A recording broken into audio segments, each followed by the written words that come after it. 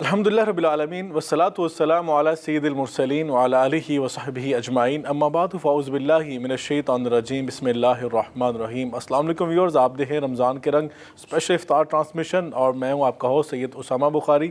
میرے ساتھ موجود ہیں عالم اسلام کی عظیم شخصیت انجینئر محمد علی مرزا صاحب، ہم آپ کو خوش آمدید کہتے ہیں۔ سر یہ بتائیں کہ اکثر دیکھا جاتا ہے کہ ایک بندے کو خواب آیا، اس کو اپنے فوت شدہ والدین میں سے کوئی بندہ مل گیا، بہن بھائیوں سے، رشتہ داروں کارب سے مل گیا، وہ کہتا ہے بھئی میں تمہارا انتظار کر رہا ہوں، یا اس کو خواب میں نظر آتا ہے کہ اس کو ساتھ لے کے چلا گیا۔ اور بعض اوقات ایسا ہوتا ہے کہ وہ جب اس کی آنکھ کھلتی سب سے پہلے تو گھبراتا ہے کہ بھئی میری شاید باری آ گئی ہے۔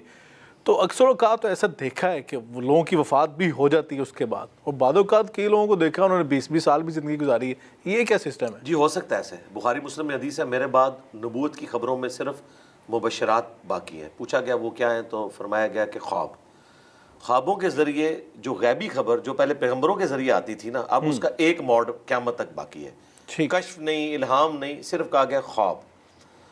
اچھا، اب خواب کی بھی بخاری مسلم میں 3 قسمیں، اللہ کی طرف سے، شیطان کی طرف سے اور نفس کی طرف سے۔ صحیح۔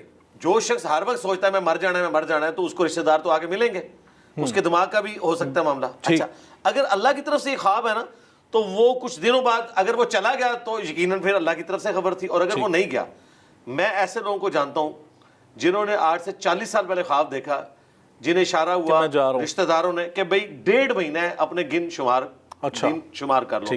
اللہ کا شکر ہے کہ 40 سال سے زیادہ ہو چکے ہیں، وہ 1.5 مہینہ بھی پورا نہیں ہوا۔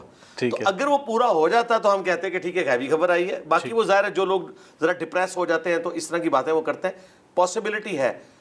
جب تک اس کی ایگزیکیوشن نہ ہو جائے پریکٹیکلی کوئی وثوق کے ساتھ نہیں کہہ سکتا۔ بالکل ٹھیک۔ عمران خان صاحب نے 2013 میں الیکشن سے پہلے خواب دیکھا اور انہوں نے آ کے ٹی وی پہ بیان کیا کہ کلین سویپ میں کروں گا 13 میں، نہیں کر سکے، 18 میں بھی نہیں کر سکے، کلین سویپ تو نہیں کیا۔ اچھا، اب تو ویسے ہی معاملات تو اب کیا تھا اگر ہو جی، اب کلین سویپ کیا تھا، چھوڑ دیں اب کیا صورتحال ہے، یہ تو ایک ٹاپک پھر اور شروع ہو جائے گا۔ اب وہی کچھ ہوا ہے جو 2018 میں ہوا تھا، بس صرف فائل اور مفعول بدل گئے۔ بالکل ٹھیک ہے، بالکل صحیح۔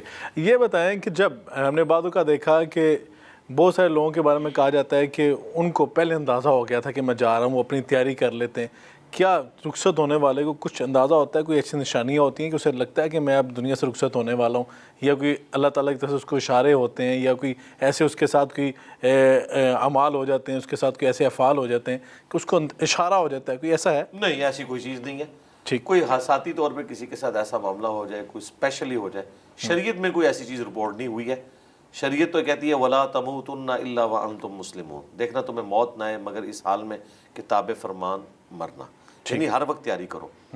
دیکھیں جو اچانک ڈیتھس ہو جاتی ہیں، بیچاروں نے تو سوچا نہیں ہوتا، کتنے نوجوان ہیں ہارٹ فیلئر ہو جاتا ہے، روڈ ایکسیڈنٹ میں مر جاتے ہیں، تو انہیں کوئی اشارے تو نہیں آئے ہوتے۔ کوئی اکا دکا ایسا ہو سکتا ہے کہ کسی کو کوئی خواب کے ذریعے کوئی ایسا معاملہ ہو جائے، باقی یہ رول کے طور پہ نہیں ہے کہ اللہ تعالیٰ نے لازمی کسی کو سگنل دینا ہے، ورنہ تو ٹیسٹ ختم ہو جائے گا۔ ہاں، ٹیسٹ ہی ختم ہو جائے گا۔ ہاں، سگنل اس طرح آ سکتا ہے کہ اگر آپ کسی ایسے مرض میں مبتلا ہو گئے ہیں کہ ڈاکٹر نے میڈیکل لائف آپ کی بتا دی ہے کہ 6 مہینے رہ گئی ہے، اور عموماً ڈاکٹرز کی خبریں ٹھیک ہوتی ہیں، 6 نہیں تو 7 مہینے ہو جائیں گی۔ کبھی کبھار ایسا ہو جاتا ہے کہ ان کی کوئی اسیسمنٹ غلط بھی ہو جاتی ہے، لیکن عموماً کینسر کے جو مریض ہیں ان کے ساتھ ایسا ہوتا ہے، اور ایسا اگر ہو تو مریضوں کو بتا دینا چاہیے جی۔ اچھا، ہاں، اس کی وجہ ہے کہ 6 مہینے کون سی اتنی لمبی زندگی ہے کہ اگر آپ ان کو بتاتے ہو، آپ کہتے ہیں وہ غم سے ہی مر جائے گا، تو اس نے جینا بھی کتنا تھا، ایٹ لیسٹ وہ توبہ کر لے۔ نزع کا عالم ابھی اس پہ طاری نہیں ہوا، اور جامعہ ترمذی کی حدیث ہے کہ موت کے غرض سے پہلے توبہ قبول ہے۔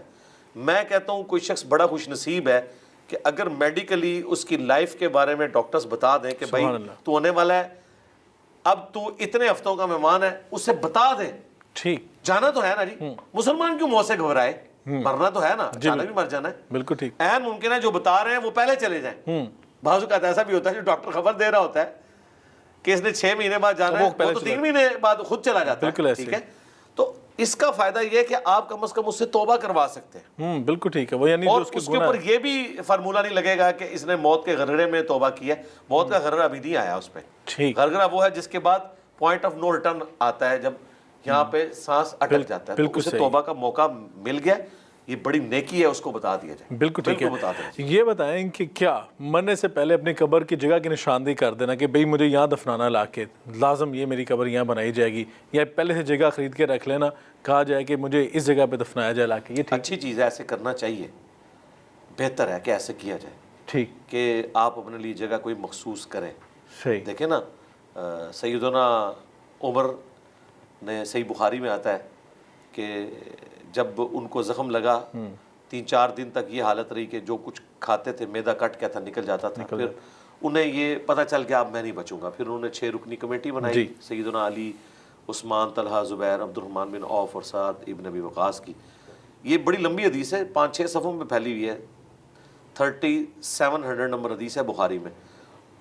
اس میں پھر یہ بھی آتا ہے کہ انہوں نے عبداللہ ابن عمر کو اما عائشہ کے پاس بھیجا کہ جاؤ ان سے کہو کہ عمر اپنے 2 ساتھیوں کے ساتھ دفن ہونا چاہتا ہے, اور کہنا عمر بن خطاب, امیر المومنین نہ کہنا, ٹھیک ہے, کہیں ایسا نہ ہو کہ اس کو وہ حکم سمجھ لیں, میں اب بس عمر بن خطاب. اگر اجازت دے دیں تو ٹھیک, ادروائز مسلمانوں کے قبرستان مجھے دفن کر دینا.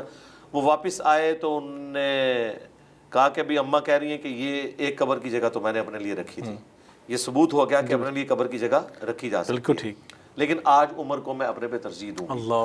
لیکن حضرت عمر نے پھر بھی کہا کہ وفات کے بعد ایک دفعہ پھر پوچھ لیں, ٹھیک ہے. اور ان کی خواہش پوری بخاری میں ہے کہ حضرت عمر دعا کرتے تھے, اللہم ارزقنی شہادتا فی سبیلک وجعل موتی فی بلد رسولک صلی اللہ علیہ وسلم. اے اللہ مجھے موت دینا تو اپنی راہ میں شہادت کی, اور مجھے رسول اللہ کے شہر میں موت دینا, دونوں دعائیں ان کی قبول ہوئی ہیں. اللہ اکبر, بالکل ٹھیک ہے.